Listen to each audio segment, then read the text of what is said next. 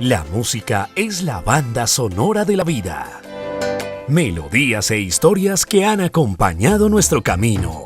La música, cultura y lenguaje universal. Bienvenidos.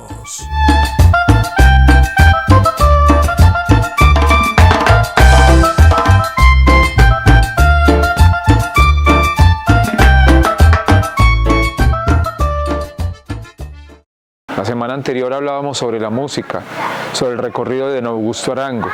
La música que nos enamora, la música que nos trae la sensación del recuerdo, la nostalgia, la ensoñación.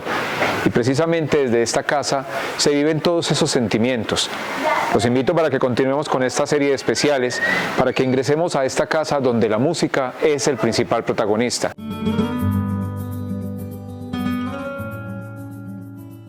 Don Augusto, nuevamente bienvenido a este especial. Continuamos con usted sobre esta historia, no solo su historia personal, sino también para que conozcamos la trayectoria. Serían programas interminables si habláramos de todos los géneros musicales, de esta colección tan maravillosa que usted tiene. Hugo, muy amable para ustedes y para el canal comunitario. No, realmente, como hablamos en el capítulo anterior, en el programa anterior, esto es el síndrome de la nostalgia recogido en una persona. Que esa persona quiere transmitir de generación en generación todas estas secuencias de lo que ha sido mi vida musical desde el año 64. Hombre, y que quede alguna cosa de añoranza, de síndrome de la nostalgia. Y por qué no, queden 4 o 5 muchachos en el pueblo verdaderamente amantes de la música vieja o la música romántica o la música clásica, en fin, porque aquí más o menos hay música de un gran número de países y un gran número de géneros. En este segundo especial, antes de conocer sobre esos géneros musicales, vamos a conocer precisamente los objetos que hacen esa música. Para muchos televidentes y para las personas que tienen la oportunidad de escuchar música en la actualidad, quizás la palabra casete o cassette, la palabra LP o acetato representen ya una conexión con la nostalgia, pero nunca han tenido la oportunidad de conocerla. Un taco de beta, un taco de VHS. Y precisamente en este segundo capítulo vamos a conocer de esos artículos. Bueno, es muy interesante. A comienzos del siglo pasado, don Félix de Bedú era el representante en Colombia de la RCA Víctor, que tenía su sede en Nueva York. Colombia no tenía fábricas de discos. Entonces, ¿cuál era el proceso? Se grababa la música en rodillos. Esos rodillos los grababan los músicos de cuerda, la lira antioqueña, la lira colombiana, Ospina y Martínez, bueno, todos estos duetos que hubo a inicios del siglo pasado, y se mandaban a Nueva York a que fueran prensados en discos de 78 revoluciones por minuto. Entonces, arranquemos precisamente de conocer un rodillo o la semblanza de lo que era un rodillo del siglo pasado, de hace 100 y punta años ya. Casa Museo de la Música Argemiro de Jesús García Meneses, Santo Domingo, Antioquia. Pero don Félix de Bedú, un patriarca paisa, tuvo la intuición como buen comerciante de ser el representante exclusivo para Colombia de la famosísima RCA Víctor, que tiene su logo en el famoso perrito.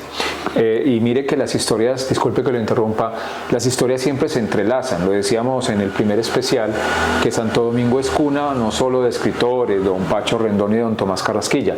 Cuando hablamos de don Félix de Bedú, antepasado del periodista Félix de Bedú, del actual periodista, tenemos que hablar también de don Jorge Luis de Bedú, dominicano, para quienes no lo conocen, fundador precisamente de Editorial y Droguería Bedú, dominicano de estas tierras donde uno siempre cuenta que sería muy rico dar a conocer a todo este tipo de personas. Entonces, el famoso perrito que fue insignia de la música durante muchos años. Correcto. Bueno, entonces, cuando acá se comenzó a grabar música con la lira antioqueña, la lira colombiana, cuando el famosísimo Pedro Morales Pino de Cartago graba o compone con un amigo César López por allá en el Tolima el famosísimo tema 4 preguntas. No había donde dejar testimonio musical acá, entonces don Félix graba en estos rodillos en esta semblanza de Rodillos, digámoslo así, graba las interpretaciones de algunos grupos y se remitían a Nueva York, sede principal de la matriz de RCA Víctor, para que se convirtieran en discos de 78 revoluciones por minuto. Entonces, aquí en Colombia yo diría que lo primero que se conoció en grabaciones musicales, en prensajes, fue el disco de 78 revoluciones por minuto. O sea que primero llega el del 78 y a Colombia llega 78, también hubo de 44. 45 revoluciones por minuto. Y de 33. Y de 33 revoluciones. Hablemos de revoluciones, que es muy interesante. Los melómanos soñamos despiertos con el acetato. A todos nos ha pasado que alguna vez le dicen a uno, hábleme despacio para poderle entender. 33 revoluciones por minuto, más lento que 45 revoluciones por minuto y por lógica más lento que 78 revoluciones por minuto. Entonces, el mejor sonido para los melómanos es el acetato o famoso LP por la calidad del sonido. Nosotros damos lo que sea por un acetato y para nosotros no hay cosa más placentera que sentarnos a escuchar acetato. Con el scratch incluido. Claro, porque es que hay que diferenciar. A nosotros no nos trastorna ni la memoria, ni el CD, no, nos trastorna el acetato. ¿Por qué? Porque es que la lectura del acetato es análoga, con la famosa agujita con cabeza de diamante. En cambio, el CD y la memoria es láser, entonces nunca tiene la misma percepción en calidad del sonido. Yo sé que muchos televidentes están en retrospectiva, y por lo menos a mí me tocó con mi familia, porque éramos los compradores de agujas en las discotiendas en Medellín, en La Rumbita. Ya este no es un comercial porque hace mucho tiempo desapareció, y uno tenía que llevar la referencia de la aguja porque eso era lo que más se quebraba en las casas. Y ojo, me quebra la agujita, y era la constante estar comprando las agujas y ese sonido característico del scratch cuando comenzaba a sonar la canción, que más adelante tendremos la oportunidad de escuchar y saber qué es el scratch. Es correcto. Sí, entonces eso fue lo primero que apareció en Colombia.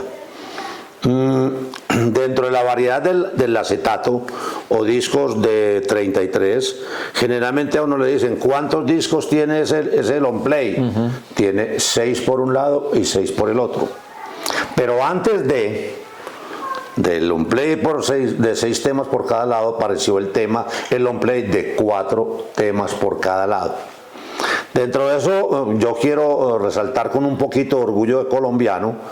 Tengo un acetato de 4x4, como lo llamamos nosotros, del año 1930, donde ese gran hombre de la música colombiana, que fue José A. Morales, acompañó en el tiple a Pacho Benavides. Pacho Benavides fue o ha sido considerado, si no el más grande, uno de los más grandes tiplistas de la música colombiana, instrumental y pues música andina colombiana, como llamamos popularmente. Y hasta 1930 José A. Morales se dedica a acompañar y de ahí para adelante se dedica solo a componer. Entonces, en una presentación que yo tuve en X parte, resaltaba ese long play porque para mí es una verdadera joya. Entonces, ese formato de 4x4 no duró mucho. De hecho, es difícil conseguir ejemplares de esos. Yo he tenido oportunidad de conseguir en Argentina y en Brasil y aquí en Colombia. Inclusive no recuerdo algo que también me llena de alegría, porque yo de todo tengo menos de petulancia con mi música, y tengo muy claro una frase de Oscar de León: esto de la música es para compartir, no para competir. Como el conocimiento. Yo sería feliz, entre comillas, que yo me muriera y me echaran una memoria, pero ni una memoria que mide 2 o 3 centímetros. Entonces esto es para compartir. Y en día llegó a mis manos un formato, un acetato de 4x4 del sello Sonoluz, que ya desapareció por cualquier motivo, y es el primero en el catálogo de ese sello y en ese formato. Es un long play que a mí me lo han perseguido mucho. pero no, mi música la tengo es para compartirla y para dejarla de legado en algún momento. Cuando hablamos de 4x4, de 6x6, estamos hablando de los surcos. De los surcos y canciones. Sí. 4 canciones por un lado, 4 por el otro, entonces nosotros le llamamos comercialmente, ve, ¿qué tenemos en 4x4? A eso se refiere. Y long play, pues normalmente esa denominación nos da pie a pensar que son 6 temas por cada lado. Usted en el especial anterior hacía alusión a Aire de Tango de Manuel Mejía Vallejo y me trajo a colación un recuerdo de La Casa de las Dos Palmas, que posteriormente RCN lo llevó a la televisión hacia 1990. Y hay una anécdota con respecto a cómo se llama este pequeño aparato para nuestros televidentes. Bueno, es que este aparato es un rodillo. Si ustedes miran, él tiene algo de cuerda. Primero, para poderlo escuchar en Colombia, sí, antes de llevarlo al prensaje, ahí está la manivelita de ese. Sí. Ya. Acordémonos también de la Victrola, que pero ya era en 78 cuando llegaron las Victrolas RCA Victor, y por eso a uno le dicen, no se hace novista, se dice Victrola. Sí, pero si es que uno coge una Victrola original de catálogo y dice Victrola RCA Victor, a mí me da la sensación de que eso tiene un sentido comercial. Esa C que le meten es RCA Victor. A Victor. Claro. Entonces puede ser por eso, pero este era el formato que se oía en Colombia. Hombre, si Ospina y Martínez, un dueto muy famoso y muy antiguo, grababan algo y no lo habían mandado para Estados Unidos, nos podíamos deleitar en su momento oyéndolo con esto. Como la radiola, la semblanza de Victrola, se oye, que aquí hay una semblanza, se oye también con cuerda.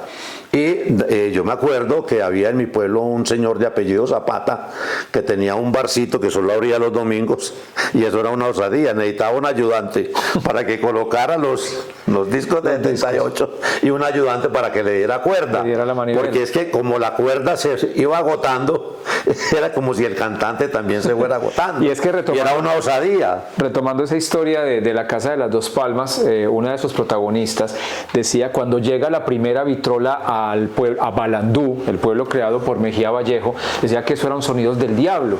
Entonces él toma la Victrola y la hace enterrar precisamente en la Casa de las Dos Palmas, porque de dónde podían venir esos sonidos sino del infierno, de la ignorancia o del desconocimiento que existía en aquella época. Sí, eso es que me trae esa colación la historia de la música, sobre todo en la época de la esclavitud en Popayán, en esos pueblos.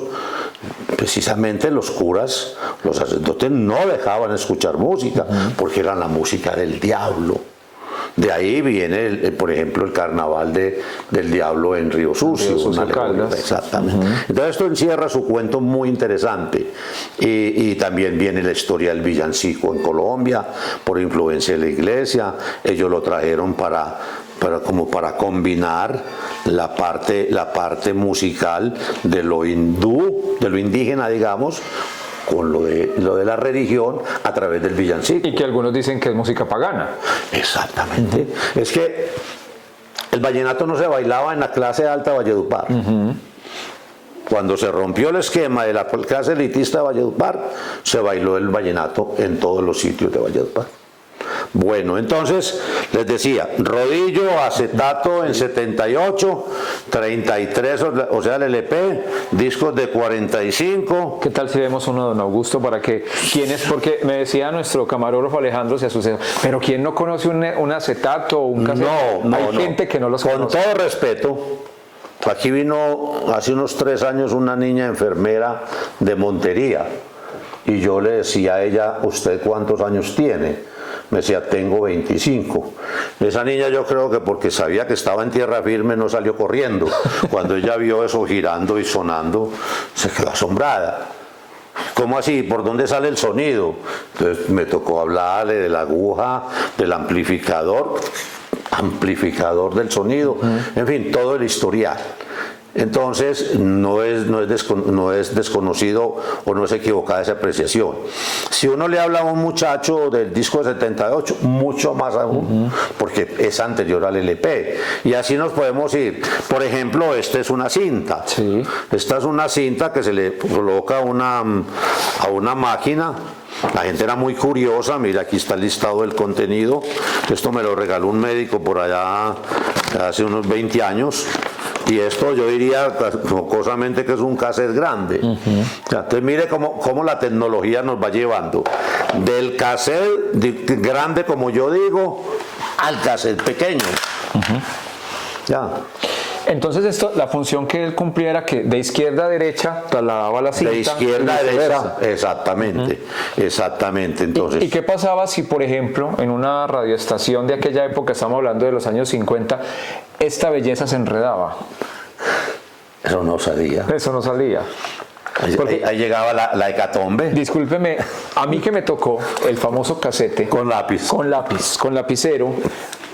Esto generalmente se enredaba en el deck o en la casetera. Esto se enredaba, permítame.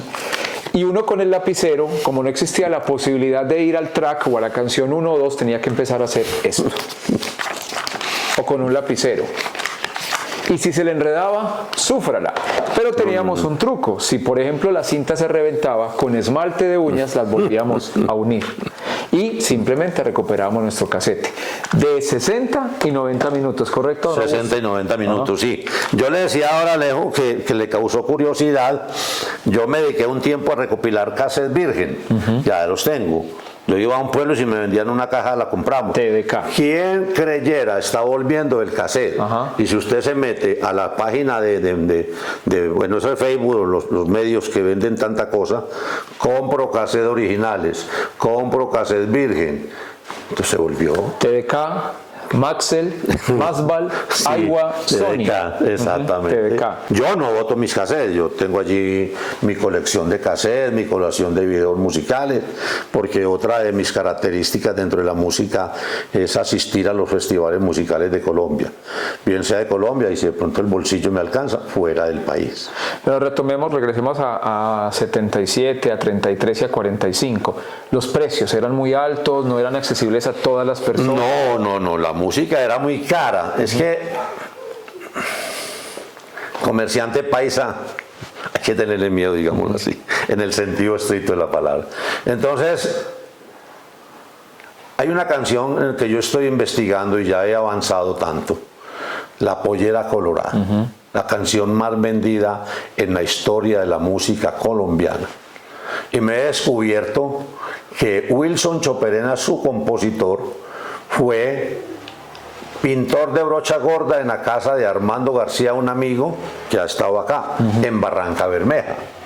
Y fue compuesta en un burdel de Barranca Bermeja, y hay club de fans de La Pollera Colorada. Aquí han estado varios. Una de mis metas es ir a Sitio Viejo, departamento de El Magdalena, y venirme río arriba por el Magdalena a terminar en Barranca investigando con 3 personas que ya me referenciaron, muy veteranas, porque este disco fue compuesto en 1969, La Pollera Colorada. Entonces obviamente miraremos que son personas de mucha edad, a ver qué logro rescatar. Precisamente para que los jóvenes, bien sea que yo deje eso escrito en un lápiz, en una hoja de papel, o en un librito, o en una cartilla, o que sepan, por ejemplo, qué era La Pollera Colorada, cómo se compuso, por qué se compuso, quién la compuso, en qué forma murió el que la compuso, porque es que es triste la historia del compositor colombiano, y eso de pronto hablaremos en otra ocasión. Y yo sé que los televidentes no nos van a perdonar si dejamos entre el tintero uno de los temas del programa anterior, y es íbamos en los años 70. Habíamos hablado de la vieja nueva ola, sí, el Club de la Televisión, el Club del Clan, Estudio 15 con Alfonso Lizarazo, correcto, de donde salieron grandes estrellas de la música colombiana como Oscar Golden, Vicky, Fausto, Harold Orozco, Pablo Gallinazos, Ana y Jaime, porque la música protesta también tuvo un auge. Es hermosa. Es que hay que, a ver, si nosotros nos vamos a desemperotar en esta entrevista, tenemos que hablar. Sí. El hecho de que a mí me guste Café y Petróleo y que sea llamada música protesta, no tiene que decir que soy revolucionario ni izquierda. De pronto tengo mi conciencia. Yo en el primer viaje que hice a Cuba, una viejita, una señora muy anciana, me regaló de todo corazón la carta de despedida del Che de Cuba cuando se fue a Bolivia. El Che Guevara. Yo la cogí y la traje tal como ella me la regaló, raída, unas cuentas a lápiz.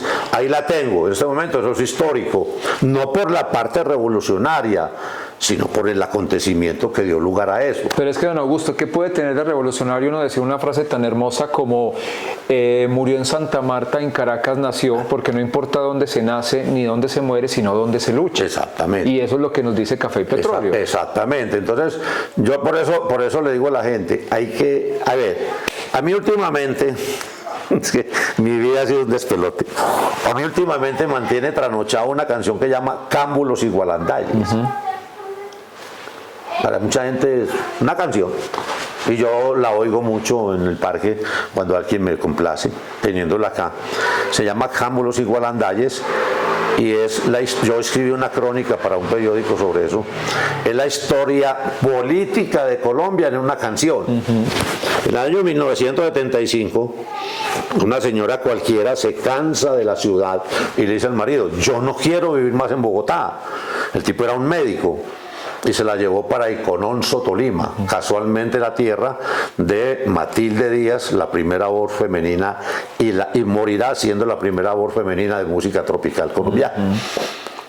El tipo se inspira y le compone esa canción, Cámbulos y Gualandayes, y comienza: mira que te pone triste la bruma de la ciudad, la bruma, la contaminación de Bogotá, de la ciudad, todo el mundo quiere salirse de la ciudad. Y él se la lleva a Icononso y se va con destino a Pandi, ya en Cundinamarca, al otro lado del río Magdalena, y le dice cómo le está haciendo un tapete para que ella camine en medio de las aves sobre los cámbulos y los gualandayes, las flores. Pero ¿qué pasa con los cámbulos y los gualandayes?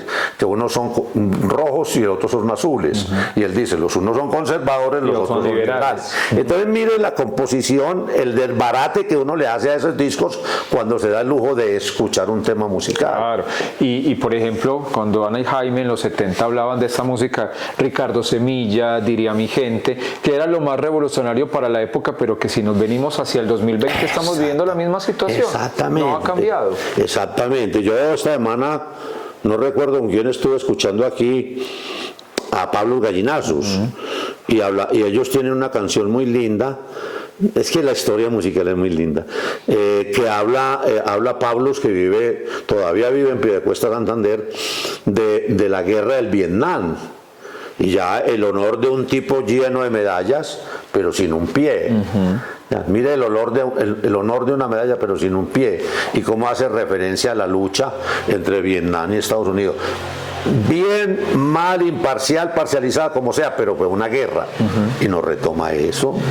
Los años 60, llegan los años 70, la nueva ola, todo ese tipo de incursiones musicales. La nueva trova cubana. La nueva trova cubana, por Dios, estamos hablando de nuestro gran amigo, de Silvio Rodríguez, Pablo. El Unicornio Azul, ayer se me perdió. Bueno, es que es una Vicentico Felió, o sea, todos ellos, Nito Mestre, desde luego ya desde América Latina, desde Sudamérica, Mercedes Sosa. En los años 80, ¿qué llega para los años 80 para don Augusto? A ver, hombre, todo un despelote. En Social, estos días, político, musical, religioso, de todo. En estos días llega un amigo y me dice, hombre, por ahí conocí a un amigo tuyo en San Antero, Córdoba. Amigo, San Antero, Córdoba. Sí, Rito Llerena. Festival del Burro. Sí, pero él no estaba en el Festival del Burro, sino que estaba por allá paseando con la familia. Rito Llerena, por allá en los años 70, 80, raja, entre comillas, de la crisis del vallenato. Y él habla de la comercialización del vallenato. ¿Ya? Como una clase emergente que hubo o ha habido en Colombia paga millones de pesos porque digan, para el señor fulano de tal, y el señor fulano de tal ni oye música, pero ahí queda la semblanza. Entonces dirá cualquier persona, ese señor tiene que ser muy bueno cuando le dedican una canción, tiene que ser tal cosa, en fin. Entonces viene el acabose del vallenato como aire autóctono colombiano, de acordeón, caja y guacharaca. Entonces ahí comenzamos a discrepar de la famosa fusión. No, es que el vallenato lleva bajo eléctrico. Nunca conocí. Yo tuve el honor, me lo preguntaron en estos días en una charla por Luis Enrique Martínez, el pollo vallenato. Me di el honor de verlo en Avenida Bastidas en Santa Marta, hace varios años ya, tocando su acordeón. su guacharaquero y su cajero, no más. Pero ahora un grupo de vallenatos es de 15 o 20 personas. O sea, comercializaron. Se perdió el sentido de los juglares del vallenato. Y dentro de eso tengo una anécdota muy linda. Me le quito el sombrero a Rafael Escalona. Que hay polémicas si verdaderamente quien componía era Rafael o la vieja Sara. Yo tuve el honor de compartir con él en Ibagué y en Cali, en el auditorio de la Universidad del Valle, en una presentación de una tesis. Pero entonces el aspecto es que comienza a degenerarse la música, comienza a degenerarse la música huasca. Aquí, en esta silla, las hermanitas Calles me contaban cómo eran forzadas, encerradas a cantar hasta que X personas las forzaban. Tenemos sueño, nos vamos, ustedes no se pueden ir. Entonces comienza a descomponerse en la esencia de la música de carrilera o música huasca. Comienza la payola y la contrapayola, aquel término que de pronto mucha gente no conoce. Hagamos un pequeño paréntesis, don Augusto. ¿Cuál es la diferencia entre música huasca y música de carrilera? Bueno, la terminología conlleva lo mismo, ¿sí? Es que la de carrilera, estaba yo muy niño, Amagá no tenía carretera, entonces llegaba el tren. En Amagá obviamente habían estaciones y uno medio me recuerdo cuando el tren sonaba en tal parte, no, el tren ya viene en la estación de Minas. Entonces uno arrancaba en un carrito que había en Amagá, pues hablo los adultos, y se iban a la siguiente estación que era Piedecuesta. Sí. Y allá iba un señor con una cajita de cartón del tamaño de un disco de 78 y un tamaño de un disco de 45, cuando ya salieron los de 45. ¿Cuál era el negocio de mi papá? Él tenía traganíquel o pianos. Obviamente en el bar no podía sino tener uno, pero resulta que otra persona tenía un bar y no tenía piano. Entonces mi papá se lo ponía allá. Y esa era una ventaja y una felicidad para mí, porque esa alcancía de ese piano se abría el primero de cada mes. Y yo, como varoncito mayor de la familia, me le pegaba de la correa de mi papá y él me llevaba eso. Pero ¿cuál era mi felicidad? Que cuando abría la alcancía, lo que cayera era para el suscrito. Entonces, sonaba música y venía con monedas. Para mí era una felicidad. Bueno, música de carrilera. Entonces después comienza a hablarse de la forma despectiva de esa música, por lo ordinario. Es que este es muy huasca. Esa música es muy huasca y se quedó así. Pero la esencia que yo recuerde es música de carrilera, porque era que no había. La gente se alimentaba de los discos para los pianos que llamamos o traganíquel, de los viajes que hacían los vendedores, los comerciantes por la carrilera. Sería más o menos lo que ocurre con la música papayera, que originalmente es de San Pelayo. ¿Sería la música pelayera o hay un error también? A ver. El primer festival de música, de Festival del Porro en San Pelayo fue en el año 77. Yo iba en una camioneta Luz para San Pelayo con un médico X de Manizales que iba en un Daihatsu. Comenzó a llover en la bomba de Yarumal y yo paro a tapar el equipaje y a tanquear gasolina. Bajando a Puerto Valdivia hay un derrumbe. El último carro que pasó fue el del médico amigo mío y pudo ir al primer Festival del Porro. Y el suscrito no alcanzó y ahí se quedó hasta que tuvo que devolverse para Medellín. Bueno, de ahí he ido más o menos a 34, 35 festivales del Porro. Porque a mí desde niño, con lo que hablamos al principio, me ha encantado la música de bandas, ¿ya? Y me da unos gustos con las bandas tremendas. Entonces, cuando yo me involucro con bastante gente conocida del porro pelayero, comienzo a conocer el término despectivo y me duele, papayera. Un conjunto de pendejos o como los quieran llamar que se paran debajo de un palo a tocar. No, es música pelayera, de San Pelayo. Papayera es un término despectivo y yo lo defiendo.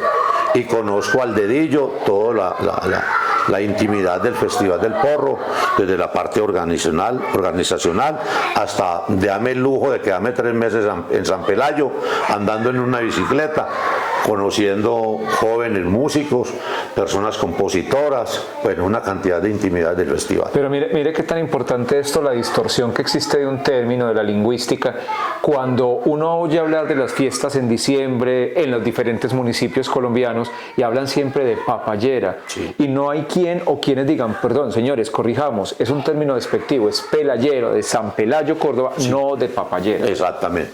Yo defiendo y ahora le estoy metiendo el diente precisamente al porro de banda, pero de la margen oriental del río Magdalena. Y es que el tema es muy lindo, yo estoy feliz.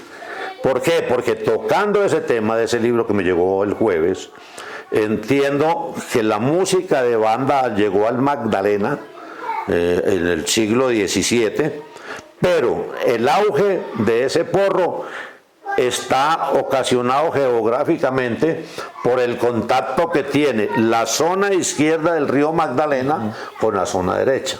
Me hablo del Canal del Dique. Y en el Canal del Dique llega la gente de los bosques de María, de los montes de María. Y a los montes de María llega la música de porro pelayero, que también tiene sus divisiones a través de los burros, porque Alejandro Ramírez Ayazo de Santa Rosa de Osos compuso en 1905 el porro insignia de la música papayera, María Varilla. Entonces de ahí comienza la historia del porro hasta nuestros días, e igualmente comienza a ser distorsionado, y eso es lo que yo defiendo. A mí me dicen que me van a enseñar disque porro tango. Hombre, yo no bailo, yo vibro con un porro, pero un porro pelayero. Y a mí me da mucha risa cuando vamos a San Pelayo, porque los paisas hacemos el ridículo. Con esa fusión de ritmos. Usted debe bailar, párese a ver un baile en un fandango, en lo que sea, y usted inmediatamente dice, ese tipo es paisa, porque el porro pelayero se baila suelto. Y uno llega y coge la pareja macizada y una con la otra. Este es corroncho, le dicen a uno. Hemos hecho recorridos por los años 60, 70, 80, son pincelazos, porque realmente tendríamos que hacer un programa o varios programas de proporciones ineludibles, porque realmente hablar de la música es mucho. Vamos a hablar de los 80, también de la incursión de la música gringa, de la música norteamericana, de la balada, de la que muchos se enamoraron en los 80, los años 90, desde luego nuestra generación, nuestros momentos actuales, y seguir conociendo sobre los instrumentos musicales, la música que don Augusto tiene en la Casa Museo y todos estos aparatos que para muchos es desconocido, pero que hacen parte de la música.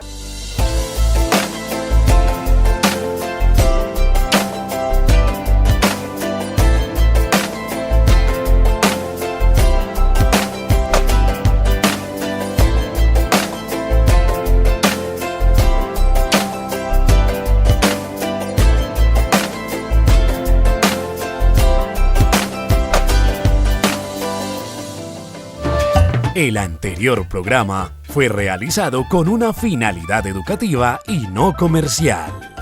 Dominicano TV, una costumbre para ver.